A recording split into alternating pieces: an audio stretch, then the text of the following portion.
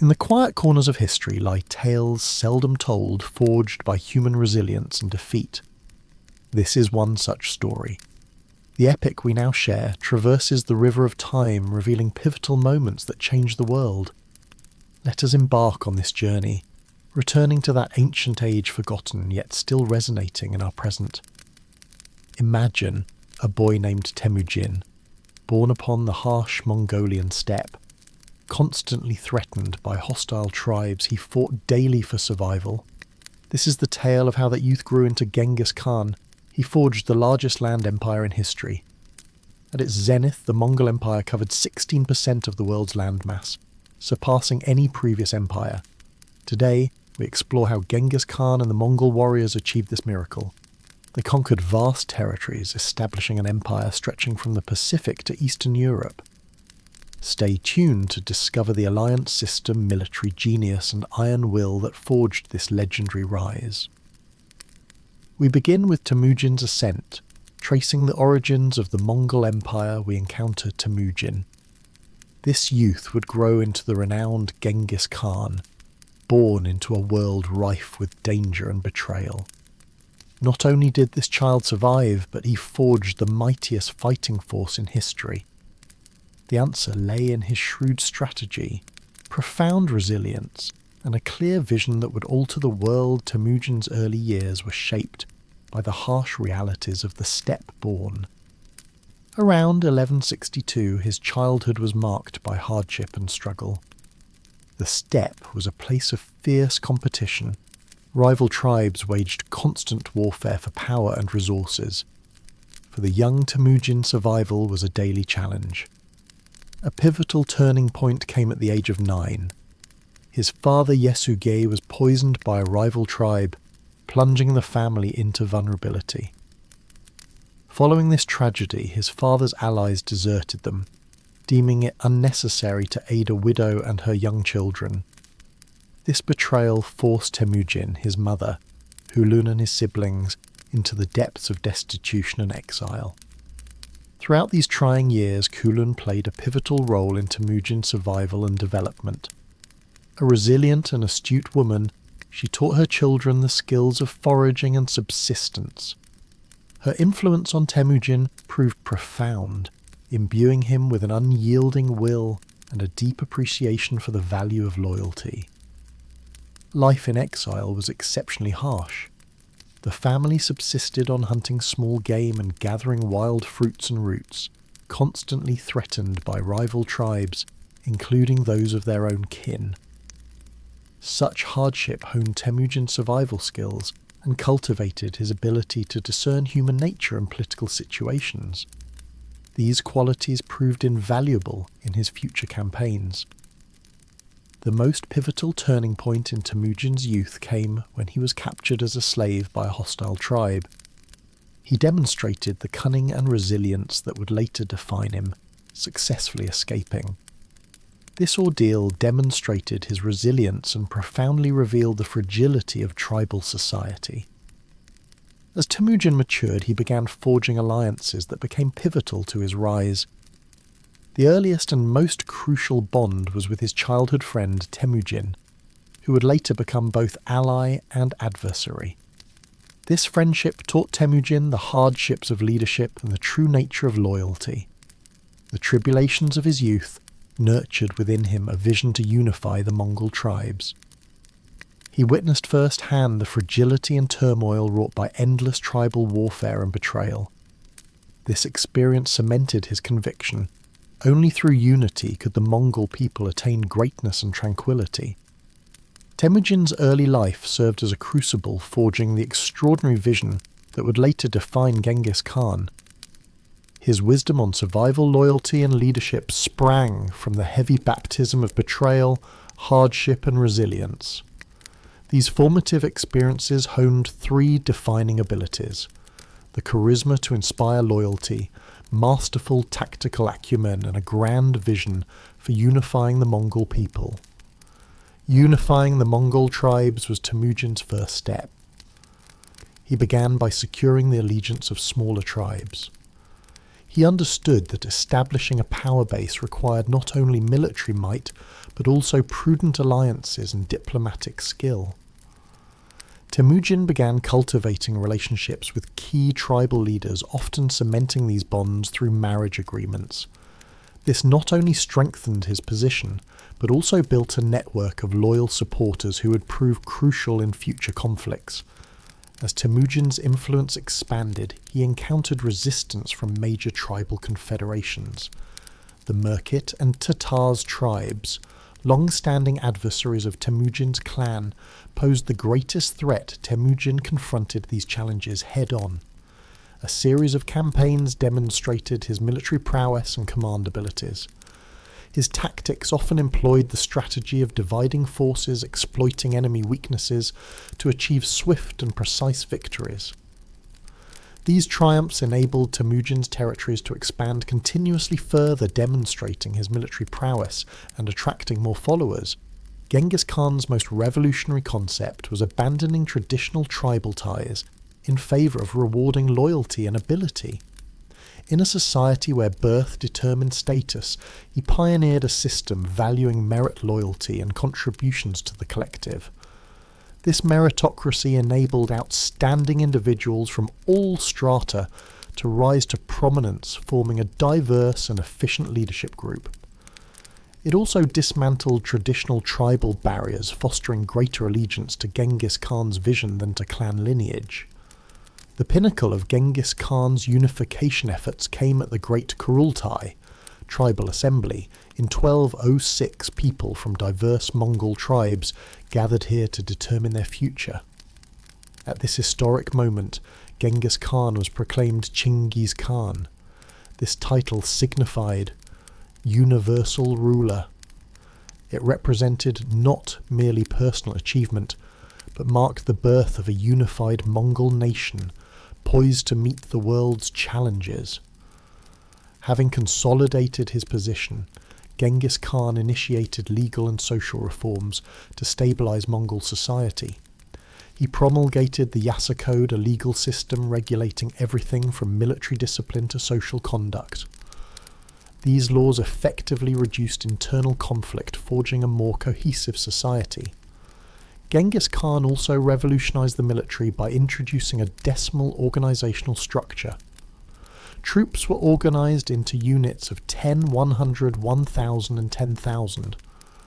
This design enhanced coordinated combat capabilities, transforming the Mongol army into an unstoppable fighting force. Genghis Khan's unification of the Mongol tribes had profound implications. He transformed the discord among nomadic tribes into a disciplined, unified military power, heralding the dawn of large-scale conquest. The unified Mongols consolidated resources, manpower, and military wisdom, soon directing their focus outward. This laid the groundwork for conquests that would reshape the world. Genghis Khan's birth signalled the Mongol nation's readiness to act. Yet a crucial element remained unresolved.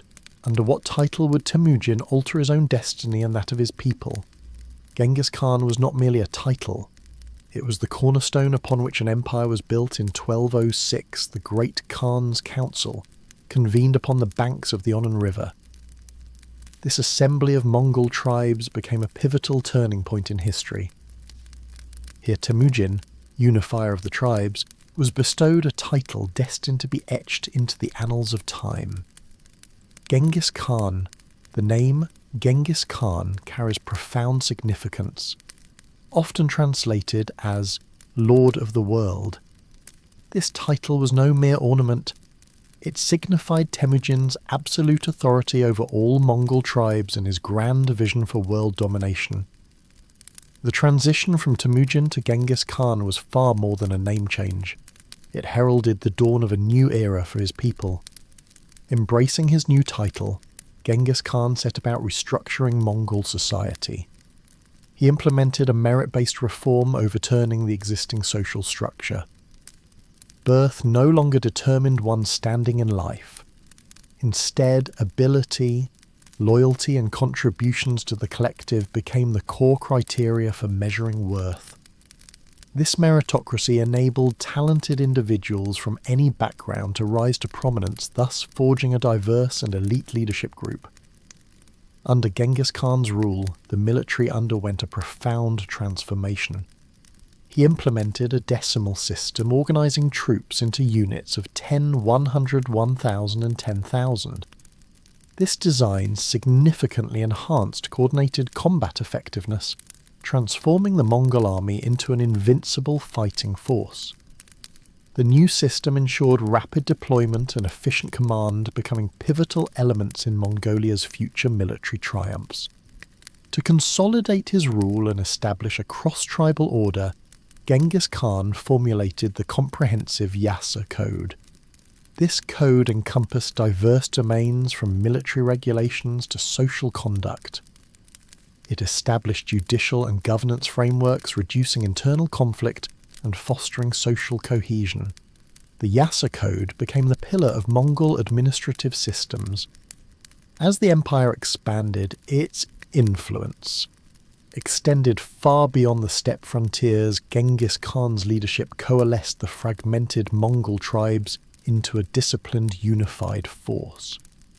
The national identity he forged transcended ancient tribal bonds. This nascent unity endowed the Mongols with shared objectives and collective strength. This became pivotal to their future conquests. Genghis Khan's reforms profoundly reshaped Mongol society. The principle of meritocracy over hereditary succession opened new avenues for social mobility. Military restructuring forged a more elite fighting force. The Yasa Code established a stable legal framework. Collectively, these reforms laid the foundation for the Mongol Empire's rapid expansion. Genghis Khan's early initiatives paved the way for territorial conquest. By forging a unified, disciplined and highly motivated army, he enabled the Mongols to venture far beyond their ancestral lands. The transformation from a confederation of nomadic tribes to a centralized state with formidable military machinery was thus complete. The unified Mongol regime was merely the beginning. Genghis Khan's true genius lay in his pioneering methods of warfare. His strategy forged the nomadic cavalry into the most fearsome fighting force in history. The Mongol army under Genghis Khan became renowned for its ingenious military tactics. These tactics set them apart from their adversaries. The core of their success lay in deploying highly mobile cavalry units. They specialized in rapid maneuvering and efficient communication. Mongol horsemen mastered equestrian skills from childhood and could shoot arrows with precision while galloping. This ability enabled them to execute hit-and-run tactics, showering enemies with arrows before swift withdrawal. Their cavalry's mobility also ensured rapid assembly and superior maneuverability over large, sluggish armies. The communication system was crucial for remotely directing these high-speed forces. The Mongols established an efficient courier and signal flag system. This enabled swift transmission of orders across the battlefield. Even when forces were dispersed, they could rapidly adapt to new situations while maintaining overall coordination. Genghis Khan was a master of psychological warfare. Mongols routinely spread tales of terror before battle to demoralize enemy troops. They deliberately exaggerated tales of conquest to forge a fearsome reputation, deterring future adversaries. This strategy often led to cities surrendering without a fight, conserving manpower and reducing Mongol losses. Intelligence gathering and forward deployment formed the core of Mongol warfare. Genghis Khan placed paramount importance on pre-battle reconnaissance of enemy positions and vulnerabilities. Scouts were routinely dispatched to survey terrain and map the landscape. Their highly mobile cavalry could swiftly traverse vast territories, maintaining constant strategic pressure on enemy forces in a region where settlements were often isolated by expansive deserts or mountain ranges. This mobility proved indispensable. Psychological warfare, a hallmark of Mongol strategy, played a pivotal role in their Central Asian campaign. The Mongol reputation for military might spread far and wide, often compelling cities to surrender without a fight. Those who resisted faced the full fury of the Mongol army, serving as a stern warning to potential rebels. The siege of Bukhara in 1220 demonstrated the ingenuity of Mongol strategy. Despite its formidable walls, the city fell within mere days. The Mongols employed a dual approach of psychological tactics and military skill to crush the defenders. Bukhara's fall sent shockwaves across Central Asia, demonstrating the futility of resisting Mongol advances. Samarkand, another jewel of Central Asia, swiftly followed suit.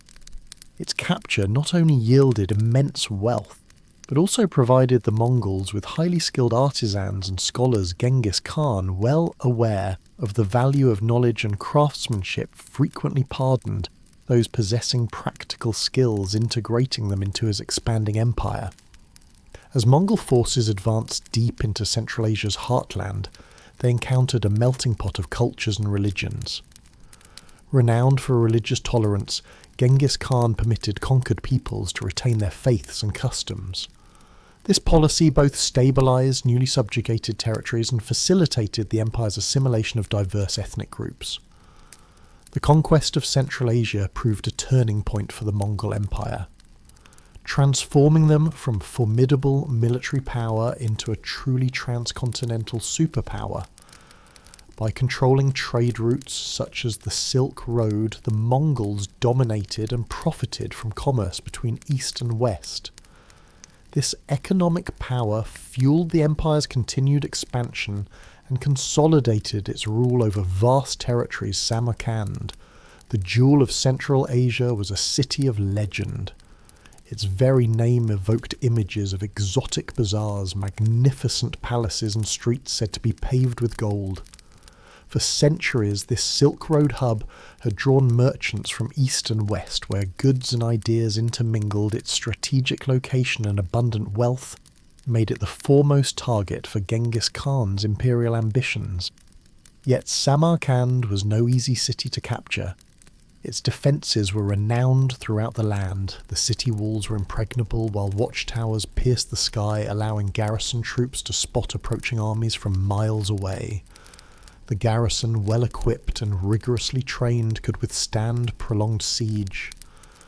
All anticipated Samarkand would become the final bastion to repel the Mongol hordes. Yet Genghis Khan never shied from a challenge. He understood that conquering this city was essential to cement Mongol dominance over Central Asia and its lucrative trade routes. The Khan's military genius would face its ultimate test against this impregnable stronghold. In 1220, the Mongol hordes swept through Central Asia and reached Samarkand. An eerie silence during their march was unsettling. The calm before the storm sowed unease among the garrison. Genghis Khan's first move was not a direct assault, but a masterclass in psychological warfare. Mongols paraded captured soldiers and residents from nearby towns before Samarkand's walls. This terrifying display served a dual purpose: to demoralize the defenders while gathering intelligence.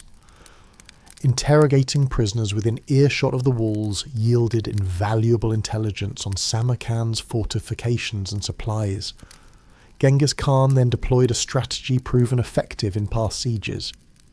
He ordered his men to light thousands of campfires at night, far exceeding the number required for their actual troop strength.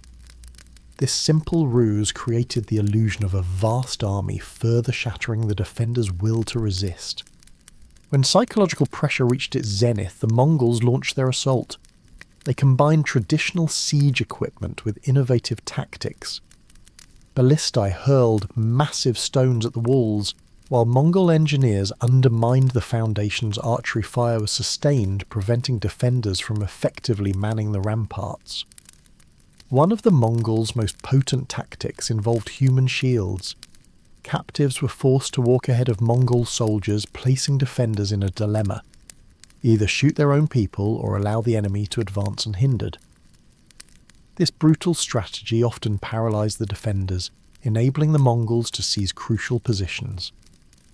Despite this, Samarkand's defences held for several days. The garrison fought valiantly, repelling the Mongol assaults repeatedly. Yet as the siege dragged on, Samarkand's resolve began to waver. provisions and water dwindled and the toll of sustained psychological pressure became evident. The turning point came when a contingent of Turkic mercenaries within the city defected. They opened the gates, allowing the Mongol forces to surge into Samarkand like a flood.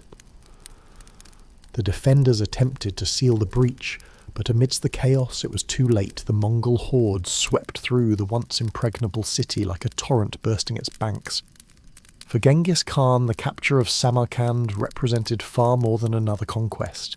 It brought immense wealth to the Mongols: gold, silk, precious stones. More crucially, this victory granted Mongol control over a pivotal node in the Silk Road network, enabling them to dominate and profit from east-west trade. Despite this triumph in Central Asia, the Mongols soon faced fresh challenges in Eastern Europe. At the Battle of the Kalka River in 1223, Genghis Khan's commanders faced a formidable alliance of Rus's princes and Kipchak warriors. How could the numerically inferior Mongol forces prevail against this coalition on unfamiliar terrain? The Battle of the Kalka River proved a pivotal turning point in the Mongols' westward expansion. This engagement pitted the Mongol army against the Rus's principalities and their Kipchak allies. For the Mongols, this battle was far more than mere conquest. It represented a strategic maneuver to weaken regional powers and gather crucial intelligence for their Eastern European campaign. The Mongol forces, led by Jebei and Subutai, employed the winning tactic from previous battles: the feigned retreat. This strategy deliberately withdrew from the battlefield to lure the enemy deeper, instilling a false sense of security and disorganizing their formations. The victory-hungry Rus and Kipchak coalition fell decisively for the bait. As the Allied forces pursued the supposedly retreating enemy, their formations stretched out and descended into chaos. Meanwhile, the Mongol army maintained strict discipline and seamless coordination. When the moment was ripe, they abruptly turned and launched a devastating counterattack, encircling the enemy completely and cutting off all retreat routes. Internal divisions within the Rus and Kipchak coalition only fueled the Mongols' momentum. The Mongol forces operated like a finely oiled war machine, while the enemy paralysed itself through conflicting plans and chaotic command. Faced with the highly organised Mongol cavalry, this disunity ultimately proved catastrophic. This battle demonstrated the tactical superiority and organisational prowess of the Mongol army. Their precise execution of complex tactics such as feigned retreats revealed training standards and coordination far surpassing those of their adversaries. It was precisely this military mastery that enabled them to defeat the numerically superior Rus-Kuman alliance. For the Rus principalities, the Battle of the Kalka River served as a sobering wake-up call. They had gravely underestimated the Mongol threat, presumptuously believing their coalition could repel these unknown invaders. The crushing defeat shattered these illusions, breeding profound dread of Mongol military might.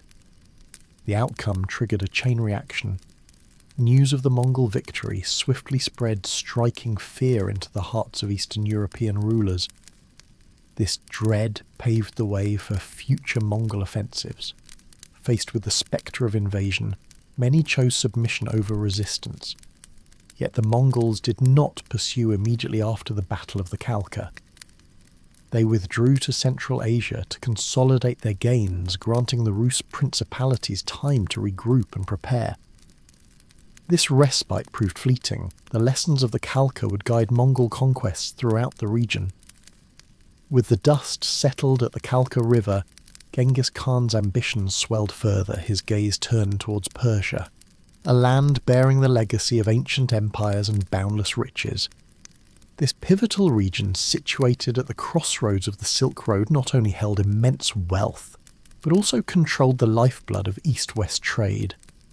How would the conquest of this cultural powerhouse reshape the face of two continents? Persia, modern-day Iran, was no easy target. Its history stretched back millennia, bearing the legacy of mighty empires and advanced civilizations. Cities like Isfahan and Nishapur had been renowned centres of learning and culture. The Persian army, tempered by centuries of warfare, was a force to be reckoned with. Yet, for Genghis Khan, the potential rewards far outweighed the risks. The Mongol strategy for conquering Persia stands as a model of military efficiency. Rather than concentrating his forces for a single decisive assault, Genghis Khan divided his army into numerous highly mobile detachments. These detachments simultaneously assaulted multiple targets across the Persian Empire, dismantling any coordinated defence. This strategy of divide and rule proved remarkably effective. Persian cities found themselves isolated and helpless, unable to summon aid or organise a united front against the Mongol onslaught. The swiftness and brutality of these raids often caught garrisons utterly unprepared, shattering their will to resist psychological warfare. A hallmark of Mongol conquest proved pivotal in the Persian campaign. The Mongols' reputation for savagery spread far and wide, striking terror into enemy ranks. This intelligence enabled precise offensive planning, striking directly at the enemy's vital points. Genghis Khan's most remarkable trait lay in his adaptability.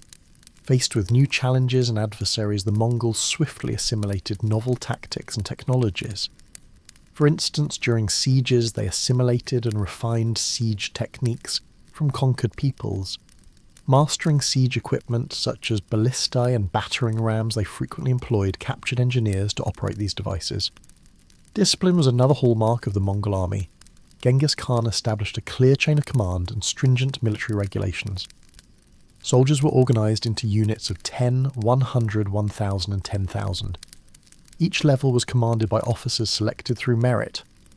This design ensured efficient transmission of orders, enabling large-scale military operations to proceed with remarkable order. The Mongol army also demonstrated extraordinary endurance and self-sufficiency. Soldiers learned to forage locally, carrying provisions such as dried meat and mare's milk wine. This allowed them to march lightly and swiftly, undertaking long journeys without requiring supply lines. Each warrior typically commanded multiple war horses, enabling frequent mount changes during protracted campaigns to sustain high marching speeds. Genghis Khan's military innovations extended to logistics, where he divided his forces into independently operating left, right and centre wings. This deployment facilitated complex tactics and enabled simultaneous engagement of multiple adversaries.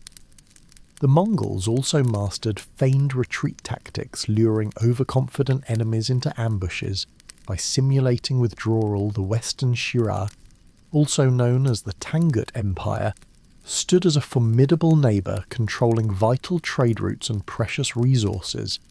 Genghis Khan recognised that conquering this realm would both secure the Mongol frontier and test the combat prowess of his newly unified army. In 1205, Genghis Khan launched his first military campaign against Western Xia. Adhering to his strategic approach, he first pursued diplomatic means, dispatching envoys to the Western Xia court, demanding submission and cooperation.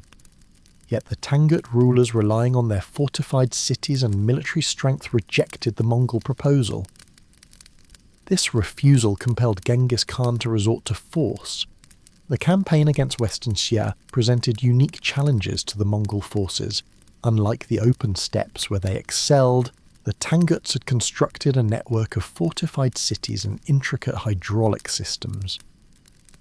These defences forced Genghis Khan to revise his plans, devising new siege warfare strategies. Intelligence gathering proved crucial throughout the Mongol campaigns. Genghis Khan dispatched scouts to reconnoitre the terrain and identify vulnerabilities in Western Xia's defences. This intelligence enabled him to meticulously plan assaults, exploiting gaps in the Tangut fortifications. The Mongols integrated traditional cavalry tactics with novel siege techniques. Leveraging their mobility, they severed supply lines and communications to isolated cities. When confronted by formidable walls, they deployed siege engines such as catapults and battering rams. Captured engineers were routinely conscripted to operate these novel devices. Psychological warfare constituted another vital element of Mongol strategy. They spread rumours of their own formidable prowess, striking fear into enemy ranks before battle commenced. This tactic frequently secured surrender without combat, conserving manpower and minimising casualties. The fiercest campaign against Western Xia unfolded at Yinchuan, the Tangut capital. Its formidable walls and advanced hydraulic systems posed formidable challenges. Genghis Khan demonstrated masterful strategy by diverting the nearby Yellow River floodwaters submerged the city, compelling its surrender. The conquest of Western Xia spanned several years and encountered setbacks. The Tanguts defended their homeland tenaciously, while the Mongols struggled to adapt to the new environment and siege warfare. Yet these challenges ultimately forged the Mongol military machine into a more formidable and elite force. By 1210, Genghis Khan had achieved his objective of controlling Western Xia. Western Xia became a tributary state of the Mongol Empire, obliged to pay tribute and provide military support for future campaigns. This campaign had profound implications for the Mongols conquering Western Xia, granted the Mongols control over crucial trade routes, including sections of the Silk Road. This not only enriched the empire through commerce, but also opened new avenues for future expansion. The Tangut lands provided valuable resources, including skilled artisans and artists who would bolster Mongol military endeavours. Perhaps most significantly, the Western Xia campaign served as a testing ground for Mongol military tactics. Experience in siege warfare and the ability to adapt to new terrains would prove vital in subsequent campaigns. The Mongol forces thus became more flexible and combat-ready, preparing them for larger-scale engagements. With their troops tempered by battle, Genghis Khan set his sights on grander ambitions. The Jin dynasty, as the dominant power controlling North China, emerged as the next challenge on the Mongols' path of expansion. This prosperous kingdom, possessing advanced technology and fortified by walls, would push Genghis Khan's tactical genius to its limits. Established by the Jurchen people, the Jin dynasty had ruled North China for nearly a century. Its territories encompassed vast, fertile lands and precious resources, making it an enticing target for Mongol expansion. For Genghis Khan, conquering the Jin was not merely about territorial expansion. It was a strategic imperative to secure the southern borders of the Mongol Empire and gain access to China's wealth and agricultural produce. The confrontation between the Mongols and the Jin had begun as early as 1211. Genghis Khan employed swift cavalry raids aiming to weaken the Jin's defences and test their military response. These lightning campaigns enabled the Mongols to probe the Jin's strengths and weaknesses while avoiding the attrition of prolonged warfare. Yet the Jin proved no easy foe. Their fortified cities were rigorously defended by towering walls and advanced defensive technology. This posed a significant challenge to the Mongol forces, adept as they were in open-field combat. Realizing the need for strategic adjustment, Genghis Khan drew upon lessons from the Western Xia campaign.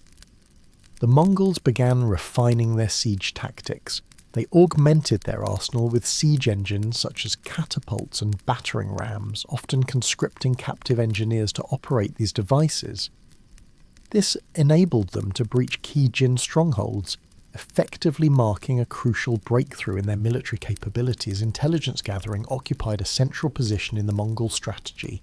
Against the Jin, Genghis Khan dispatched spies and scouts deep into Jin territory to gather intelligence on troop movements, wall constructions, and potential vulnerabilities. This intelligence enabled the Mongols to meticulously plan offensives, striking directly at the weakest links in the Jin's defences. Genghis Khan further demonstrated exceptional strategic vision by forging alliances with other Jin adversaries, including the Southern Song dynasty. This multi-pronged approach created a pincer movement against the Jin, compelling them to scatter their forces and resources. The combined pressure significantly weakened the Jin's capacity to resist the Mongol onslaught. The Mongols also skillfully employed psychological warfare. They disseminated rumours about their military might and the consequences of resistance, often exaggerating troop numbers and alleged atrocities. This tactic effectively demoralised the Jin forces, leading to the surrender of numerous cities without battle. This spared Mongol manpower and minimised casualties. As the campaign progressed, the Mongols systematically occupied Jin territory, capturing major cities and strategic strongholds. The fall of the Jin capital, Zhongdu, present-day Beijing, fell, marking a pivotal turning point in the campaign. Though the Jin emperor relocated south to establish a new capital, the loss of northern strongholds dealt a severe blow to both the Jin dynasty's strength and morale. The conquest of the Jin had profound implications for Mongol expansion. Not only did they acquire vast new territories, but they also gained control of China's most fertile farmlands. This not only expanded the empire's resource reserves, but also granted them access to advanced Chinese technology and skilled craftsmen. As the campaigns in China stabilised, Genghis Khan faced a critical choice. Should he consolidate his gains or press westward? The answer lay in a wealthy kingdom along the Silk Road. A simple diplomatic mission would trigger one of history's most devastating invasions. The powerful Khwarezmian Empire controlled vast territories stretching from present-day Iran to Central Asia. Its strategic position along the Silk Road made this wealthy kingdom an enticing target for Mongol expansion. Ever-pragmatic Genghis Khan first sought to establish peaceful trade relations with Shah Muhammad II of Khwarezm. In 1218, he dispatched a large contingent of merchants and envoys to the Khwarezmian Empire. Their mission was to open diplomatic channels and negotiate trade agreements. Yet this initiative provoked suspicion and anger.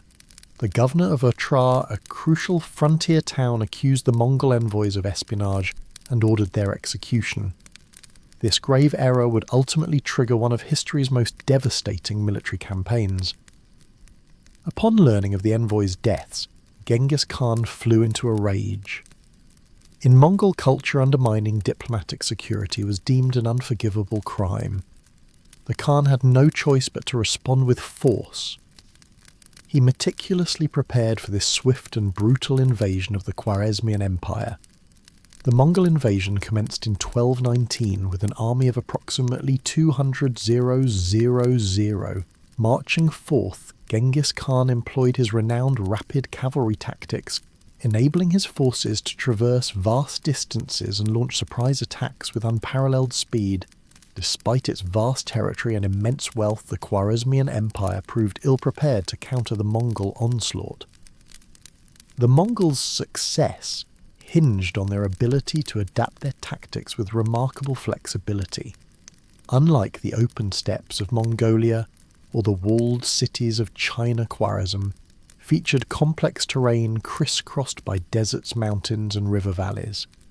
The Mongols demonstrated extraordinary mobility, consistently outmaneuvering Khwarezmian forces across treacherous landscapes. Psychological warfare became central to the Mongol campaign. Genghis Khan skillfully wielded fear as a weapon, spreading rumours of Mongol ferocity and the futility of resistance. This tactic often secured cities without battle, conserving Mongol strength and minimising casualties. Those who resisted met brutal ends, serving as living warnings to potential rebels. The Mongols employed a sophisticated, multi-pronged assault, simultaneously attacking multiple Khwarezmian cities. This strategy utterly dismantled the empire's defensive framework, preventing effective concentration of forces. Key strongholds like Bukhara, Samarkand and Urgench fell in succession, their defences crumbling before the Mongol war machine. The capture of Samarkand, the jewel of the Khwarezmian Empire, proved particularly pivotal. Despite its formidable walls and substantial garrison, the city surrendered after merely 3 days of siege. This victory not only yielded rich spoils for the Mongols, but also dealt a devastating blow to Khwarezmian morale.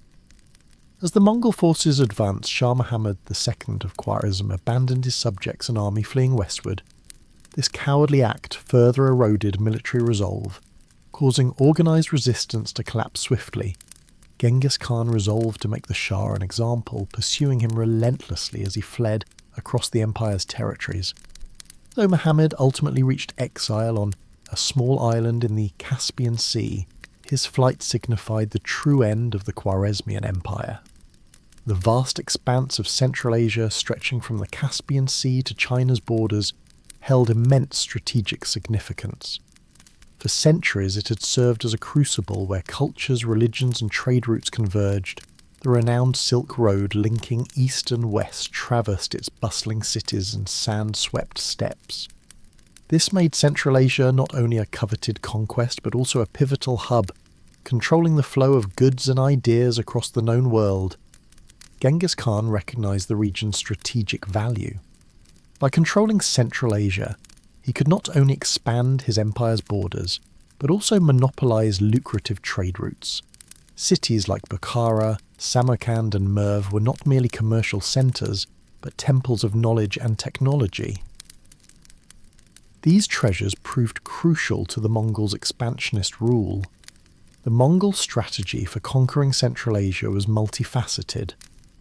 Genghis Khan understood how to exploit the region's intricate political landscape to his advantage. He skillfully employed a divide-and-rule approach, leveraging long-standing rivalries between local powers to forge alliances and gradually dismantle regional strongholds. The Mongol military machine, tempered by years of warfare, proved perfectly adapted to the harsh trials of the Central Asian battlefield. Cities that surrendered swiftly were often spared, while those who resisted faced utter annihilation. This carrot minus and minus stick approach compelled numerous Persian leaders to capitulate without a fight, trading their lives and wealth for Mongol rule. The fall of strategic strongholds like Bukhara and Samarkand sent shockwaves through the Persian Empire. These conquests not only yielded precious resources and strategic positions for the Mongols, but also demonstrated the futility of resistance. As news of their triumphs spread far and wide, numerous Persian rulers chose submission over annihilation. One of the most significant impacts of the Mongol conquest of Persia was its reshaping of the Silk Road. This ancient network of trade routes had long served as the lifeline for the exchange of wealth and culture between East and West. Under Mongol rule, the Silk Road entered a new era of security and efficiency. The Mongol peace enabled merchants to travel long distances without fear of bandits or local warlords. The Mongols not only conquered Persia but incorporated it into their ever-minus expanding empire. Persian scholars, artists, and administrators were often granted amnesty and integrated into the Mongol system. This assimilation policy enabled the Mongols to absorb Persian expertise in mathematics, astronomy, and governance. The conquest of Persia marked a turning point for the Mongol Empire.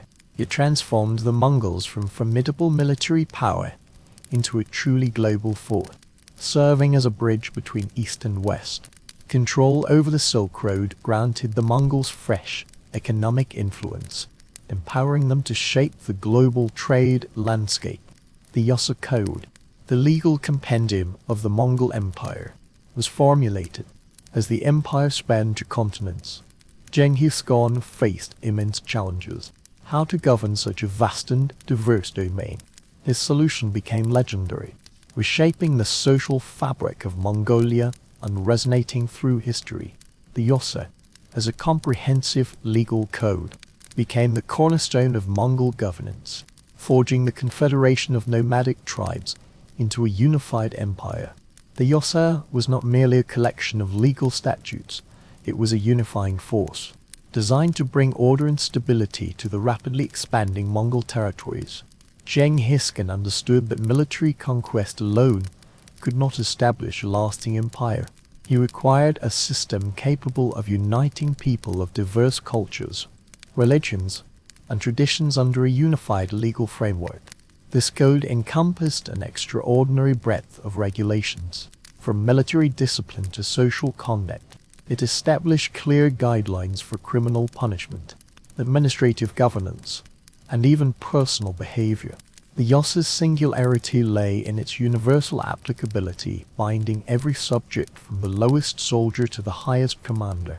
Its most innovative principle was the emphasis on meritocracy, breaking from traditional social structures. Genghis Khan's code replaced aristocratic lineage with loyalty and competence as criteria for advancement. This philosophy perfectly aligned with his conviction that merit surpassed hereditary privilege, opening pathways for advancement to capable individuals across all strata.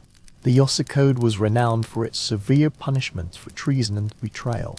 Though harsh by modern standards, these penalties proved crucial in maintaining discipline and curbing internal strife across the vast territories formed from formerly hostile tribes.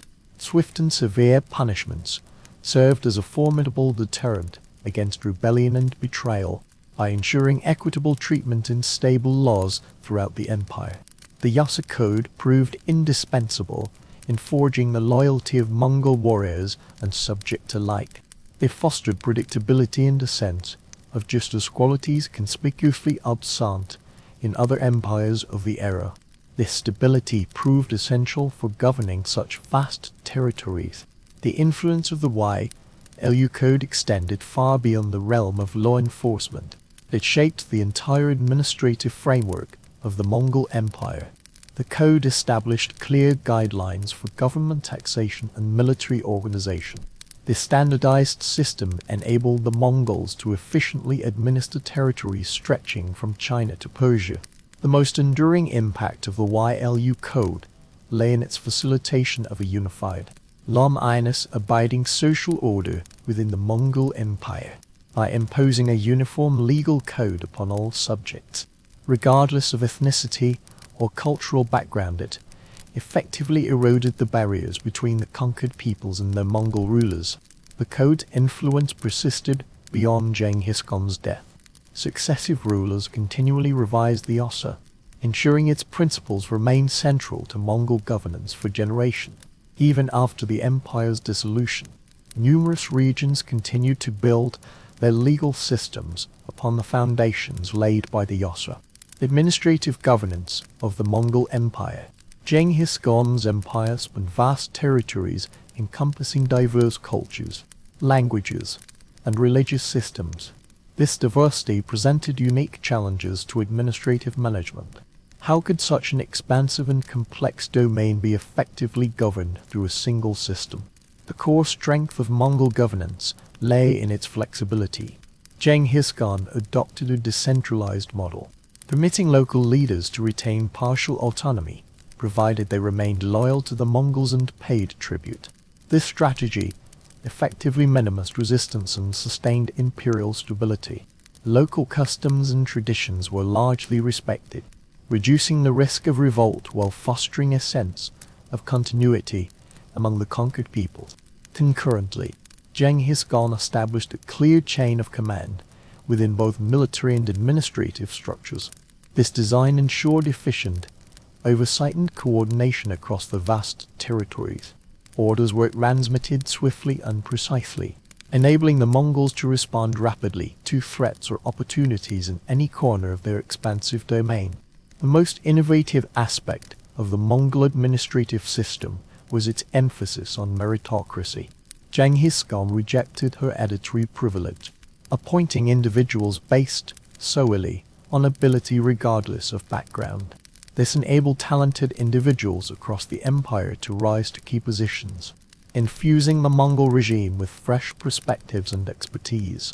To safeguard unimpeded imperial communications, Genghis Khan established a relay system of post stations. These stations, spaced approximately 20 miles apart, enabled messengers to traverse the vast territories at speed, changing horses at each stop. This system ensured the swift transmission of information and commands, effectively bridging the distances of the sprawling empire and strengthening centralized authority. Religious tolerance formed another cornerstone of the Mongol regime. Genghis Khan understood that imposing a single faith upon such a diverse empire would inevitably provoke conflict and instability. He adopted a policy of religious freedom, permitting conquered peoples to retain their beliefs and customs. This approach effectively maintained peace and stability, reducing the risk of religious unrest. The Mongols also established a sophisticated system for taxation and resource management. Regular population censuses and resource inventories enabled efficient tax collection and military conscription. This systematic governance propelled the empire's economic potential and military might to unprecedented heights. One of the most significant impacts of the Mongol administrative system was its facilitation of trade and cultural exchange. The Pax Mongol ICA forged a vast zone of stability where merchants and travelers could journey securely. This catalyzed unprecedented flows of goods, ideas, and technologies across Eurasia, constructing the cultural and scientific ladder that would shape the world for centuries. The legacy of Genghis Khan. The impact of Genghis Khan upon world history is incalculable. He forged an unprecedented land empire stretching from the Pacific to Eastern Europe. This vast domain encompassed astonishing ethnic, cultural, and religious diversity. Yet Genghis Khan's true legacy lies not merely in conquered lands, but in the enduring transformations he wrought upon the world. His governing philosophy constitutes the core of this legacy. He implemented a meritocracy unprecedented for its time. Within the Mongol Empire, merit and loyalty held far greater weight than noble lineage or familial connection. This system enabled talented individuals from all strata to ascend to positions of authority, infusing imperial governance with fresh perspectives on specialist expertise. This principle of selecting capable individuals later influenced numerous societies and regimes.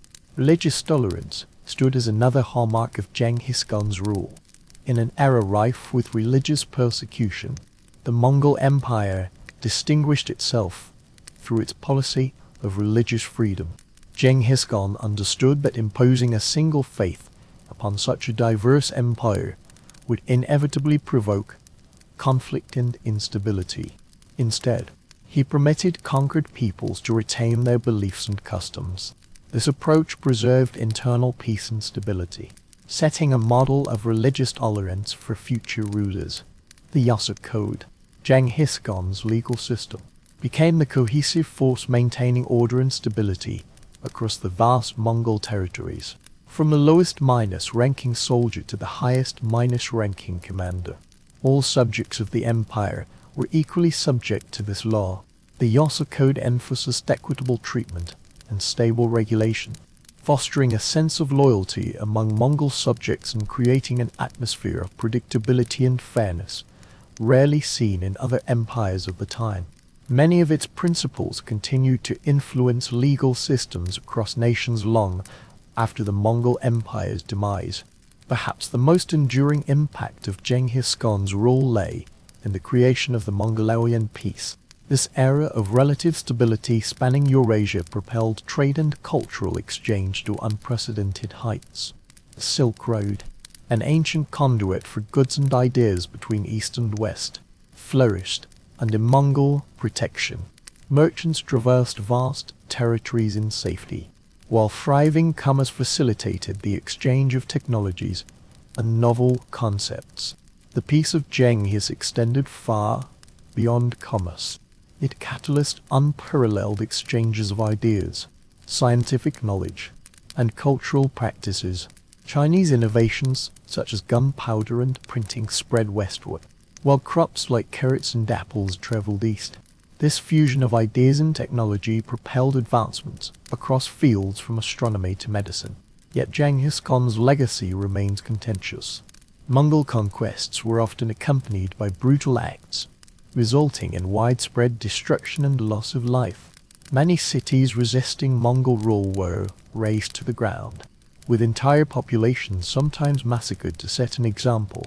This historical legacy of Genghis Khan continues to spark enduring debates about the moral significance of his conquests and the weighing of both positive and negative impacts of his rule.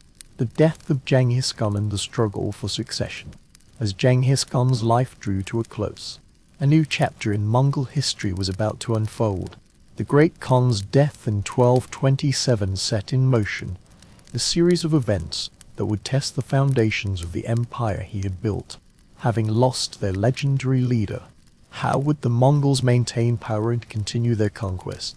Genghis Khan's final campaign targeted Western Shore Kingdom he had conquered but which had rebelled against Mongol rule. He fell ill during the campaign and passed away in August 1227. The cause of his death remains shrouded in mystery, as his followers took extraordinary measures to maintain secrecy. They silenced all witnesses and spared no effort to conceal his burial site. The secrecy surrounding Genghis Khan's death served multiple purposes. It prevented the news from reaching enemy states that might exploit the situation to attack, while buying time for the Mongol leadership to implement the succession plan he had devised. This plan divided the empire among his sons, each to rule their own domain. Yet Genghis Khan simultaneously designated his third son, Ogei, as both heir and ruler of the empire. This decision sparked controversy, as his eldest son, Jokai, was deceased, and his second son, Chogatai, had not been named. The succession process proved fraught with challenges. Despite Genghis Khan's explicit will, power struggles among factions nearly fractured the empire.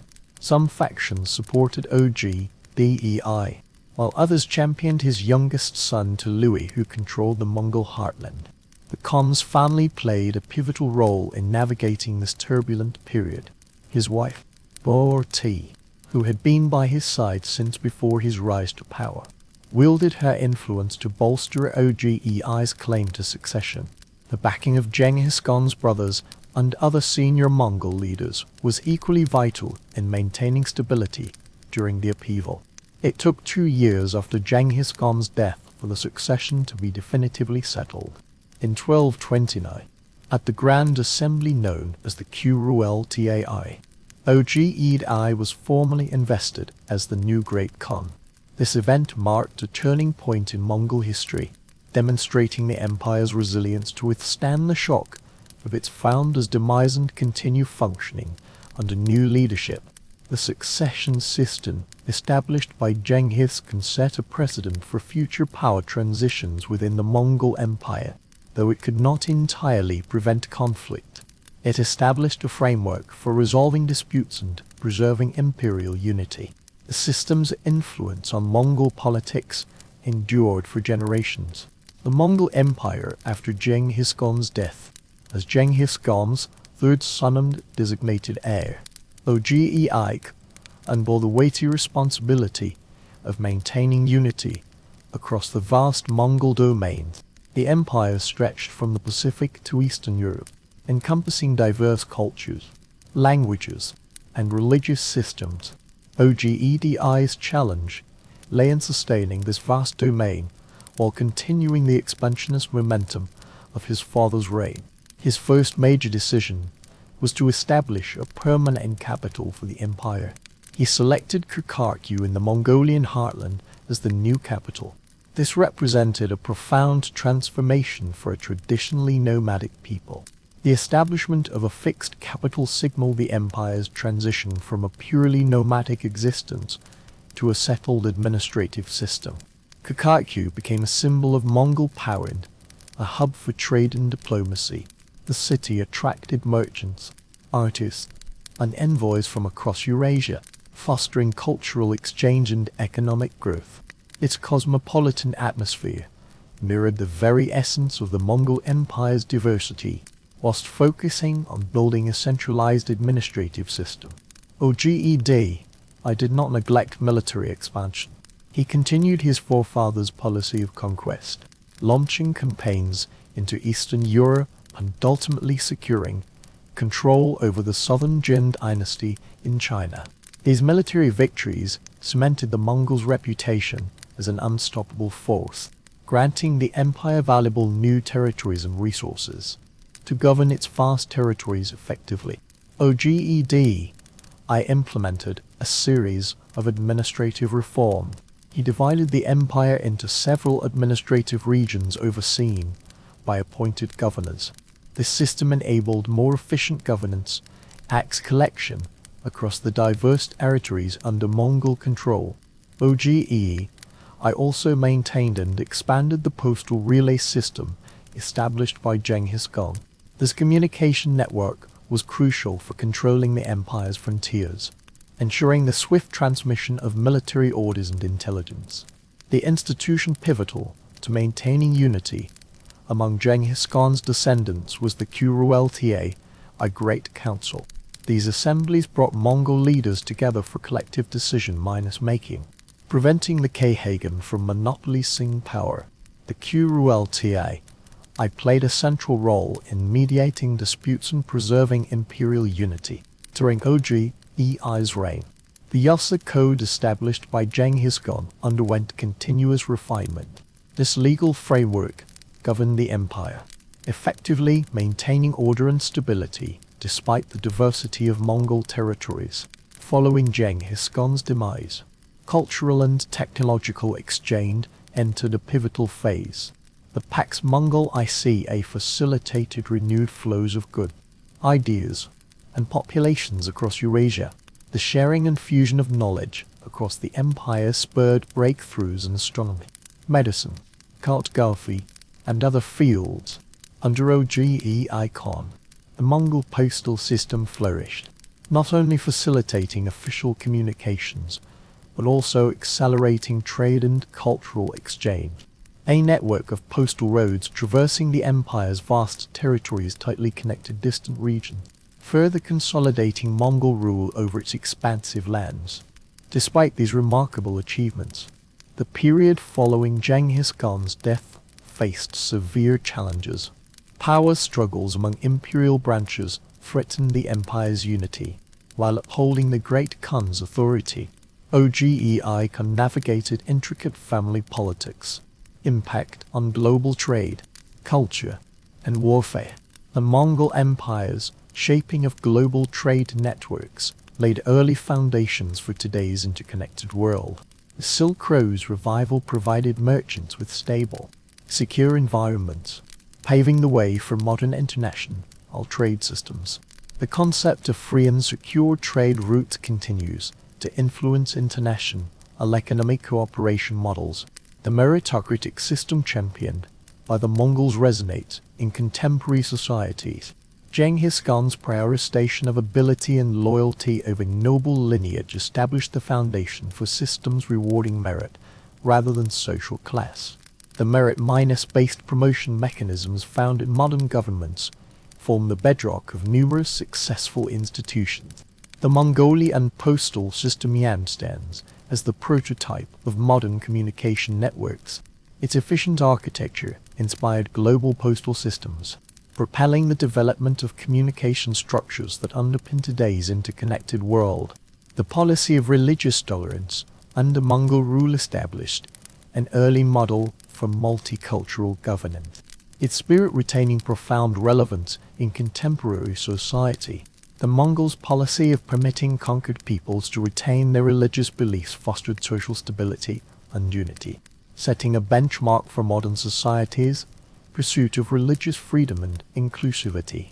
Cultural exchanges facilitated by Mongol rule had profound repercussions, notably accelerating the transmission of technologies like gunpowder, printing, and the compass to Europe. These new ideas became pivotal to the Renaissance's development, ultimately shaping the technological processes defining the modern world.